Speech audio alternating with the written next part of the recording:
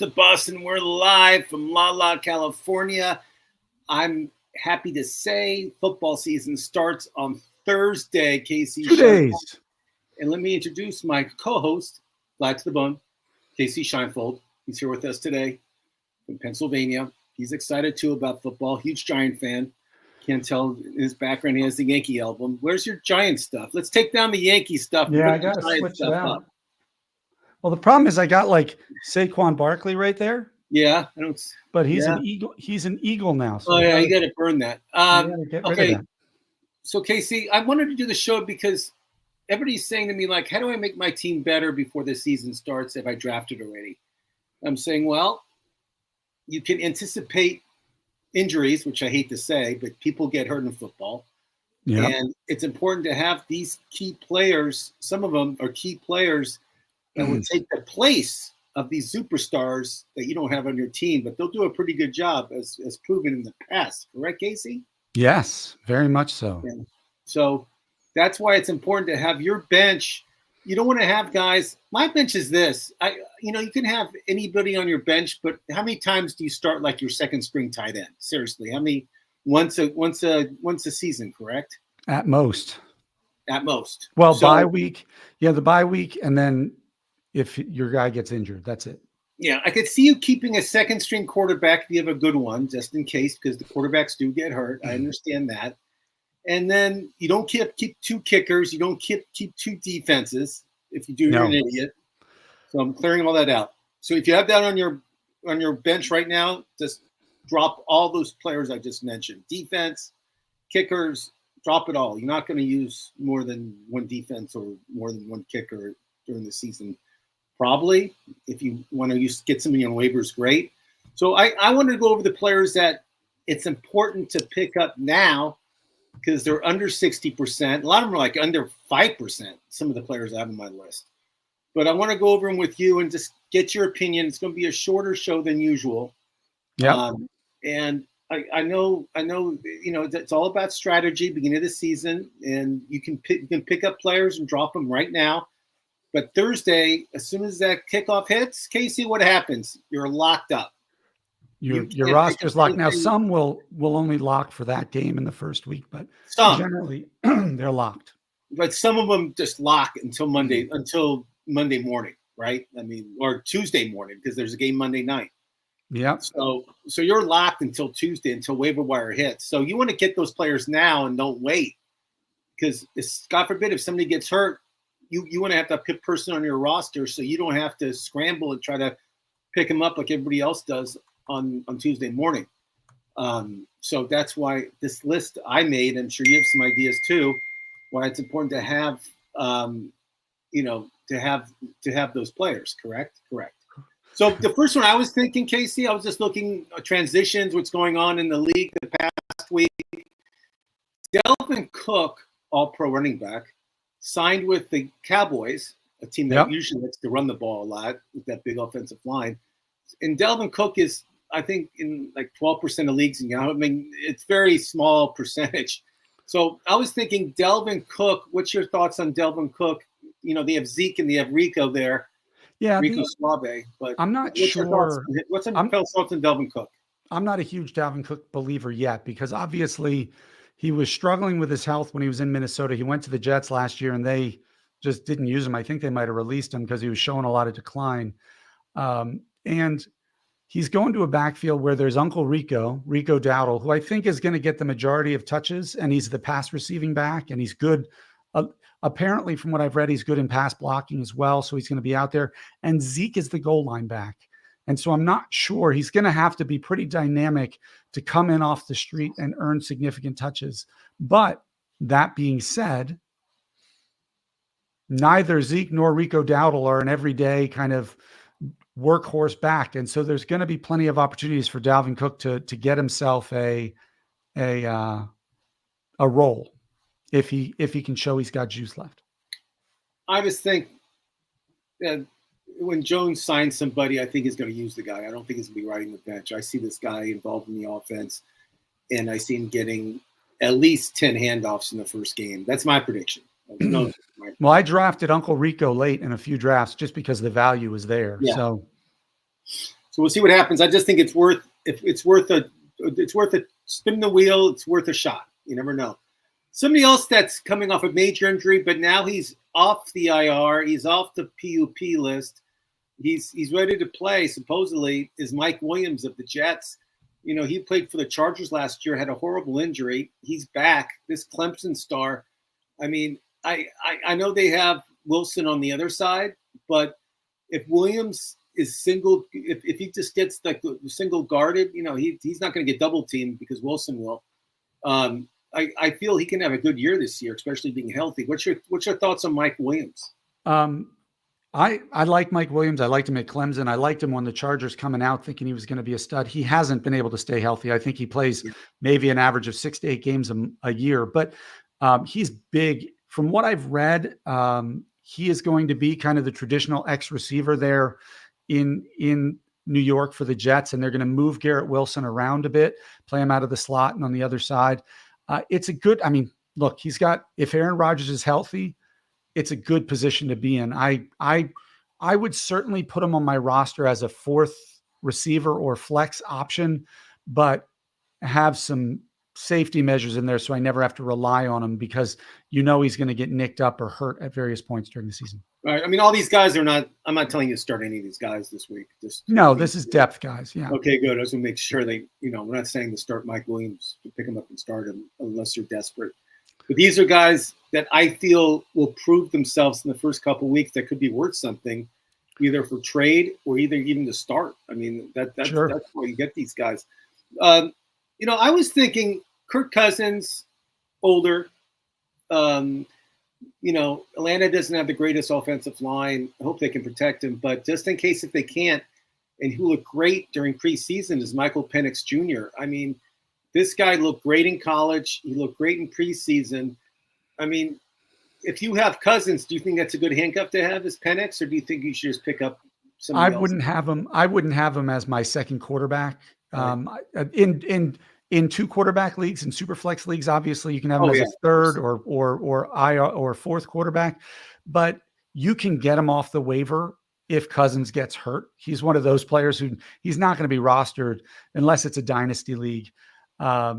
Because look, I'm a believer in Kirk Cousins. I understand it's not a great offensive line, but this guy's a smart quarterback and he's a kingmaker in his receivers. Look what he did for almost every big play receiver he's ever had on his roster. He's made them very, very good. And they're just going to design plays to get rid of the ball quick if the offensive line is getting dominated. He's got Bijan Robinson to dump it off to. He's got Kyle Pitts. He's got Drake London, Darnell Mooney, who I think is a sleeper this year and somebody you should target later in drafts. I like him. No, I'm not picking up Michael Penix. He's one I'd get off the waiver if Kirk Cousins gets hurt because there's so many dynamic weapons on that offense. Love it. And then somebody that's under 60% that I saw in a lot of my leagues is Romeo Doss for some reasons not being drafted. And yeah, I have him at 57% right now. I don't think he's I know they don't have like a number 1 receiver. I get it. They don't have a guy that's a clear number 1. Okay, let's just say that. I mean, there's Watson, there's Dobbs, and I even like Wicks too in Green Bay. And there's Jaden Reed and Luke Musgrave. And there's Jaden Reed. So I think Dobbs, if I had to pick somebody to be the number 1, Dobbs would be the number 1 if I had to pick somebody right now. And I just think Jordan Love has the green light to throw the ball a lot. And I just think having Dobbs on your roster is a big plus. And I think he'll be, I predict this after week 1, he'll be a top 10 guy that's people are going to claim. Wow, that's bold. I wouldn't go that far. I love the Packers offense this year. I really do. I think my 2 favorite teams in the league, unfortunately, for going far this year are both in the NFC North, and that's the Lions and the Packers. But I kind of see them like Kansas City of the year after Tyreek Hill left. Like Jordan Love's going to be awesome because he's got a lot of pass catching options, but he doesn't have, he had Travis Kelce, the dominant tight end, but he doesn't have a dominant wide receiver. So he spread the ball around a lot. I'm worried that's going to happen with the Packers. Like one week it's going to be Christian Watson. The next week it's going to be Jaden Reed. Then it's going to be Romeo Dobbs or Dontavian Wicks. And then Luke Musgrave might catch a touchdown. I don't really like the idea of any one of them consistently producing unless there's injuries. I think they're all good receivers there, and it's going to make it challenging for defenses, but I just think it could be too variable week to week to even rely on any one of the Green Bay wide receivers. So I have a list of like handcuff running backs. They get hurt a lot, Casey. Let's not kid each other. I mean, running backs get nicked up, they get hurt, they're out for a few weeks, and it's always good to have one of their backups on your roster instead of like just waiting and then doing the old lottery thing on Monday night, which sometimes it helps, sometimes it doesn't. But I just want to go over a few names and get your opinion on each one. First one is our cover guy, Jordan Mason of the 49ers, who backs up McCaffrey. And Elijah Mitchell's out for the year. He's not playing. He's gone. Yeah, he was put on the IR, season-ending IR. Mason is for sure their second string guy. Yep. Do you think it's worth to pick him up in leagues if he was available? If he's available at the end of the draft, absolutely. And if he's available off the waiver wire, and what I'd like to do is at some point in the draft an IR guy, somebody who's only out for 4 weeks, but could be this year. It's the Nick Chubb.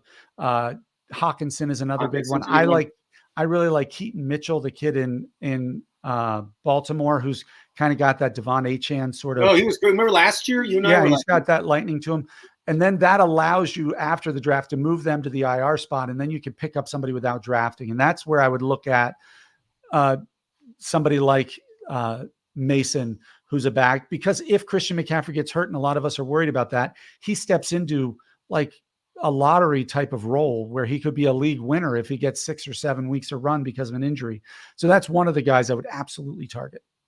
I like that. How about Bucky Irving of the Tampa Bay Bucks? What are your thoughts on him? No, I love him. He's gotten rave reviews out of camp. As good as Rachaad White was last year, I think he finished right about RB10 on the season.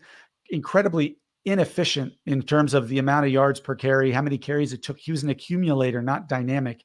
Bucky Irvin, from what I've understood, is kind of match made for that offense and could get a lot of run. And he's somebody I would draft not as a handcuff necessarily to Rachaad White, just to have on my roster. I like it. And how about this team is, they're known for running the ball, especially their quarterback.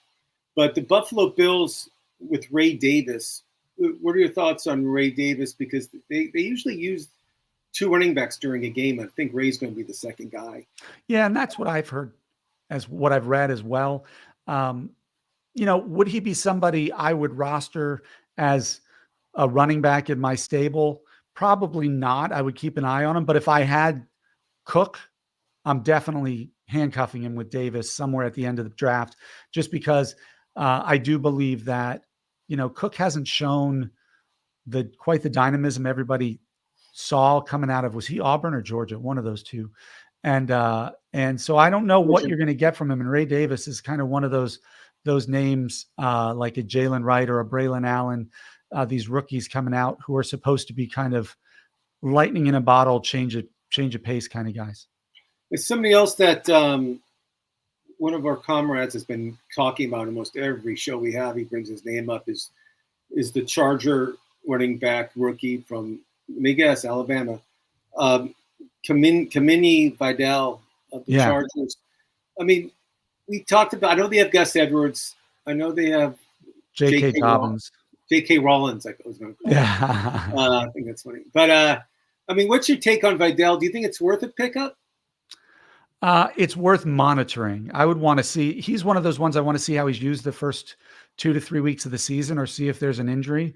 But if and when there is an injury, he's somebody I'd be willing to use my my budget on pretty strong to get, because as we all know, their new head coach loves the ground and pound, loves to run the ball. And so it is an offense that can support multiple running backs.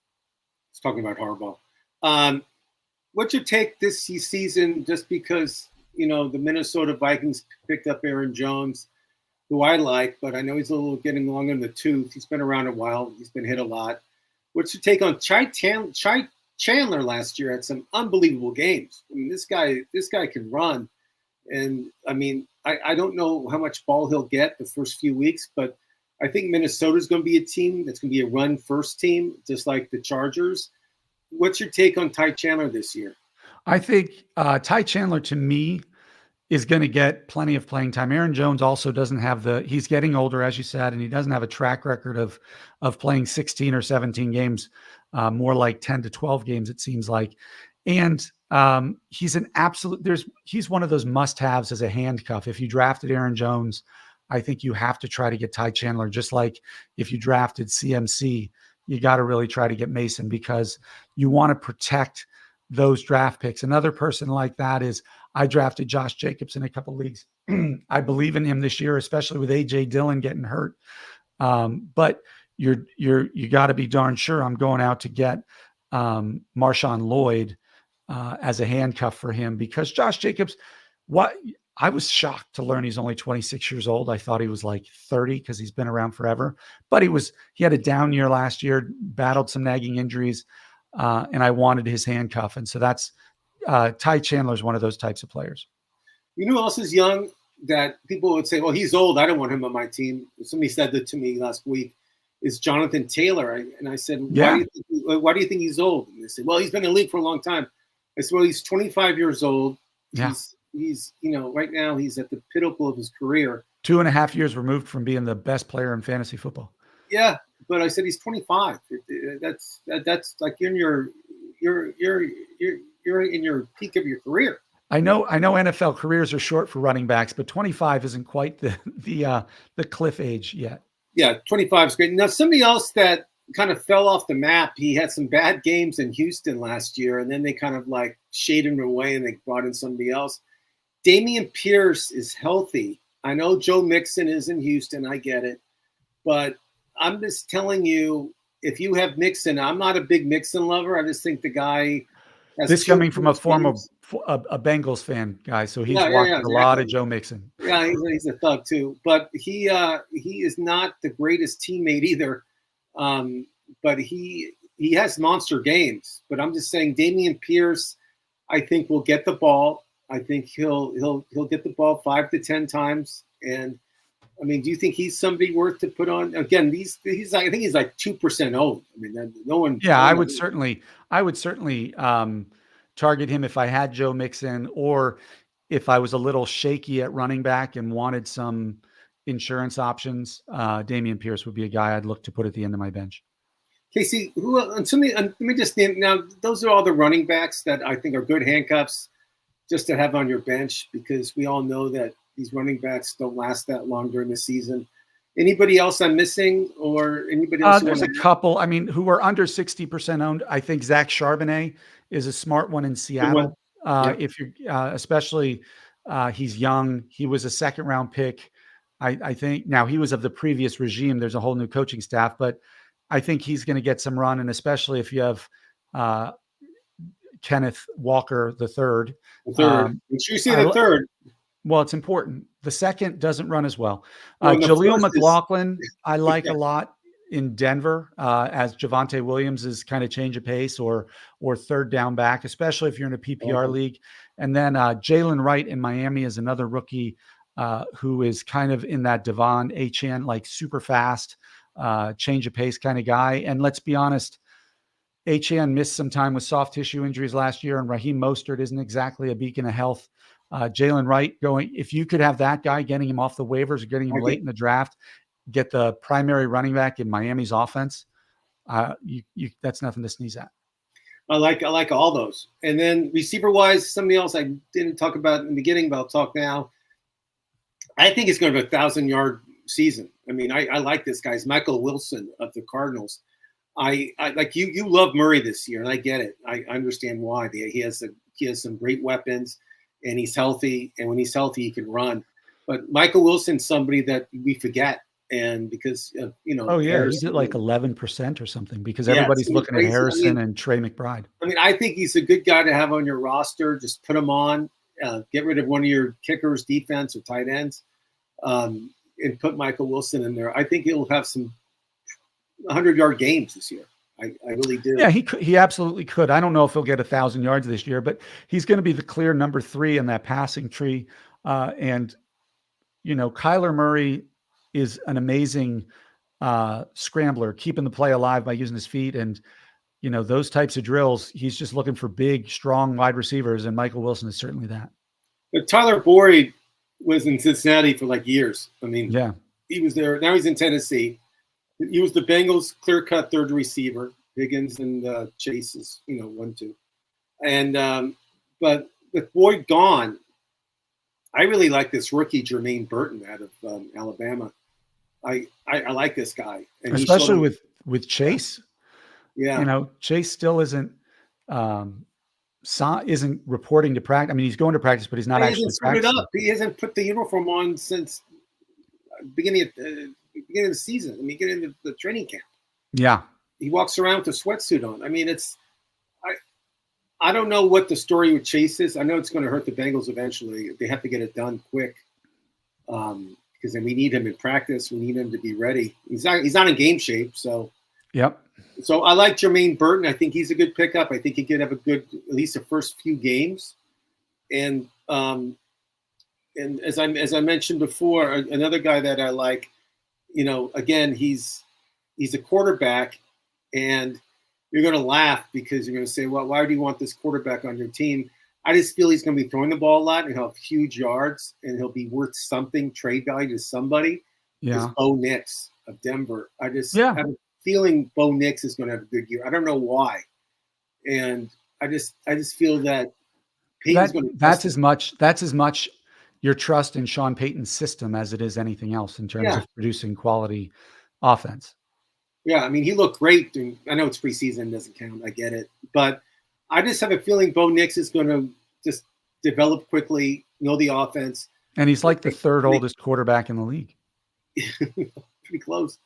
I think he has grandkids already. But he is, again, Bo Nix the third. He's somebody that's going to really, really, develop quickly. I mean, he's not going to be I know he's a rookie, but he's not going to play like a rookie. You know what I mean? So I feel that Bo Nix, if you need a second string quarterback and you're kind of worried, you have room on your roster, I don't think it's a bad pickup. Especially with the Denver schedule, which is a joke. They're playing a lot of easy teams this season. And they'll be behind a lot. So they'll be throwing the ball a lot. That's another reason I like them. Casey, anybody else that I missed? Wide receiver wise? Any position. I have a tight end that I like, but that's it. Under 60% wide receivers. I know you like him too. Josh Palmer for the Chargers is under 60%. I really like Rashid Shaheed in New Orleans. He's only is he 60? I think he's 60 exactly, right? Who? Shaheed? Yeah. 54%. 54, okay. Khalil Shakir is exactly 60. Okay, it's funny. I get I'm not, I get those two mixed up. I really do. So those are some people I like. Look, he's long in the tooth, but Aaron Rodgers is right around 60%, and you could do a lot worse than him if you're struggling. And then, look, I don't know if he's going to ever become what he was in Houston, but DeShaun Watson is a two-way. I mean, he's a run pass guy. If he figures it out, that's another player you can add. Hold on. T Money. Welcome to the show, T Money. You got a trade. What's your trade, buddy?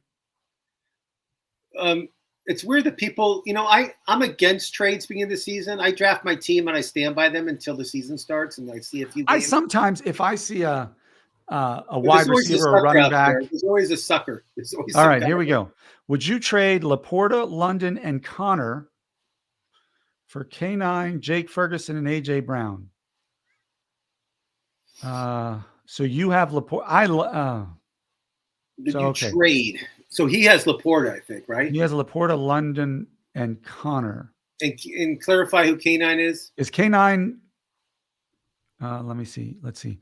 10-man PPR. He has Anthony Richardson. Is K9 Kyler Murray? Is that who you're talking about?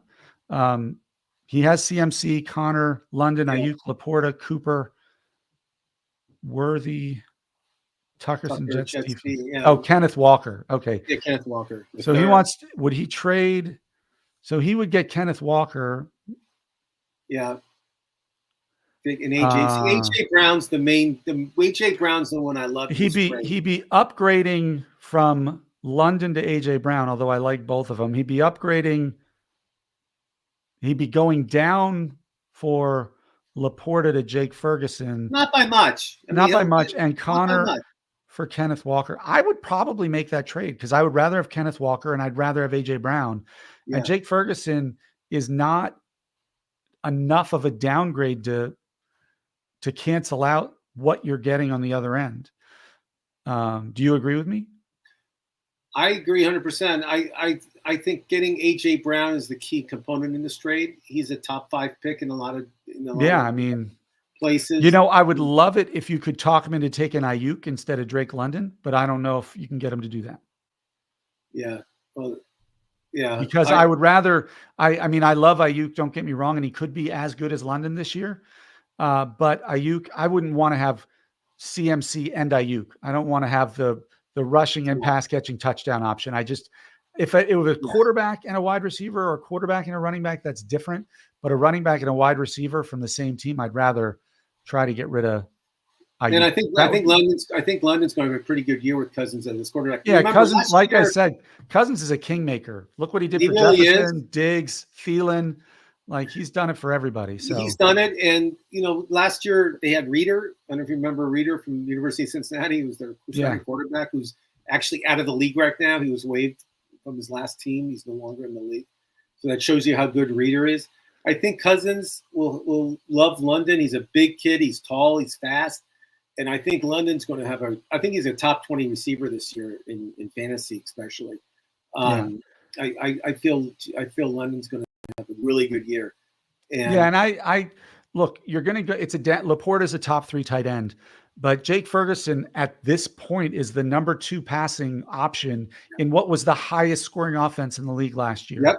And so you're not losing that much, and you're gaining Kenneth Walker over Connor. But both have some injury stuff, but the ceiling is much higher on Kenneth Walker. And your AJ Brown is a top 5 or 6 wide receiver, and Drake London is a tier below him. So I don't see why you don't make that trade. I like it. I like that somebody texts us this trade offer already. And again, I really don't even make offers for trades until the 2nd or 3rd week. I really don't. But if people want to trade and make offer to me, I'll listen. I mean, there's always that 1 or 2 stupid owners that want to trade their team before the season starts, and I'll listen to trade offers. Trust me. But you know, when I draft somebody, I believe in those players. You know, those are my players. But Casey, I'm excited for the season. Yeah, 2 days away. Thursday, Baltimore, Kansas City. What's your prediction of that game? What do you think is going to happen? It's in Kansas City, and it should be a sold-out stadium. I think the players are getting their rings. Or did they get them already? I can't remember. But they're having some – I'm sure there's a banner celebration. They'll have some celebration. Look, man, the Ravens are tough. I think it's going to be a dogfight. I wouldn't be surprised if it's a victory of less than 3 points in either direction. I don't know what the line is, but it can't be much more than 2.5. So there you go. I like the Ravens. I don't know until you know the Chiefs are defending Super Bowl champs, but you remember they were defending Super Bowl champs when they lost to the Lions the first game last year. So I remember, and I told you that last year. I said when you're world champions, you have a big red X in the back of your jersey. You're a big mark, and it's first game of the year, it always happens. Yep. And I agree with you. I like Baltimore too. I think Lamar Jackson's going to have a huge game, and I think we'll see Henry just carry people on his back. He'll have a big game. But again, what's the first thing I told you about Mahomes? You never bet against Mahomes. No, I know. It was like when Tom Brady played in the Super Bowl. You never bet against Tom Brady. So. Mahomes is like people ask me like the Super Bowl. I said, listen, this is advice I give you for the rest of your life. Never bet against Mahomes in the Super Bowl ever. Just trust me. And of course, I'm right. Okay, well, folks, we'll be back on Thursday with Dr. Dan Ratner. I know you guys are excited. He's excited. We're all going to be excited for that show because right after that show, we start the NFL season. So it's going to be a good one. And we'll talk strategy. We'll talk fantasy football, who you should start, who you should maybe stay away next week with. And we got some really good matchups, which I'm excited about. You know what? I was thinking out loud. I don't think I would start Jamar Chase this week. No, I couldn't either. I mean, I don't think he's playing. I'm not sure. Even if he was, well, I mean, if he does, I don't know how you can sit if Well, you spent a first round pick on him. But if you have if you have some depth at wide receiver, I wouldn't be afraid to keep him on the bench. They practice Wednesday. They practice tomorrow. We'll find out tomorrow if he's playing, because tomorrow they have practice to prepare for the game. All right, okay, my I'm friend. Oscar Doss. That's Lad to the Bone. Casey Scheinfeld. We'll see you